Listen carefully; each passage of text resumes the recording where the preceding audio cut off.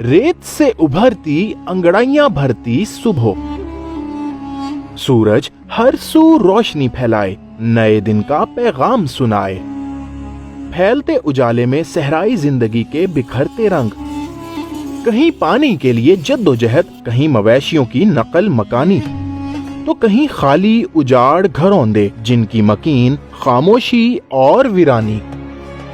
सहरा के बासियों को सिर्फ पानी की तलाश नहीं, इल्म की प्यास बुझाने के लिए सहराई बच्चों को भी कड़े इम्तिहान से गुजरना पड़ता है। पहले खैमा लगाकर स्कूल तैयार करना, फिर कतार दर कतार तुलबा की आमद, और फिर कहीं जाकर शुरू होता है दरसो तदरीस का मरहला। तुलबा हो, असातिज़ा या फिर ये मकतब, पानी के लिए हवाओं के दोष पर रहने वाले सहराई बाशिंदों की तरह इनका भी कोई मुस्तकिल ठिकाना कहाँ।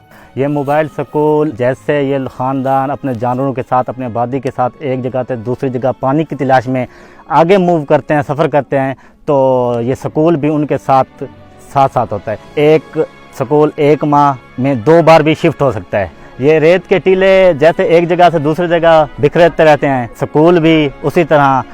एक टोबे से पानी ख़त्म होया तो दूसरे टोबे पे, दूसरे से ख़त्म हुआ तो तीसरे टोबे पे, इस तरह ये स्कूल भी इनके साथ नकल मकानी करता रहता है। खैमा 1 जमातें 5 प्राइमरी तक सारी क्लासों की असरी तालीम हो या दीनी सबक, सब इसी साइबान तले होते हैं। इस वक्त तकरीबन 50 के लगभग बच्चे हैं और ये दीनी तालीम भी हम दे रहे हैं, दुनियावी तालीम के साथ दीनी तालीम भी इधर जारी है। बच्चे अब कुरान की तालीम मुकम्मल भी कर चुके हैं, नाज़रा मुकम्मल कर चुके हैं और बाकी भी पढ़े हैं। नन्हे तुलबा की दरसगाह छोटी सही, पर इनके ख्वाब बड़े और अज़ाइम बुलंद हैं। मैं बड़ी होकर टीचर बनूंगी। स्कूल से पहले मैं भेड़ बकरियां चराता था, अब मैं 4 क्लास में हूँ।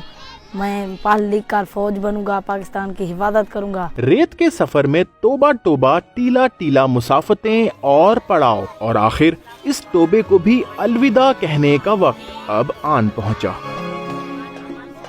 चंद दिन का मेहमान खैमा और उसके बाद फिर नकल मकानी, आज यहाँ तो कल कहीं और। ये तोबा मोबाइल स्कूल और इसके तुलबा की मुसाफतों की दास्तान अरसे से यूं ही जारी हो सारी है। एहसन अंसारी, समा, चोलिस्तान।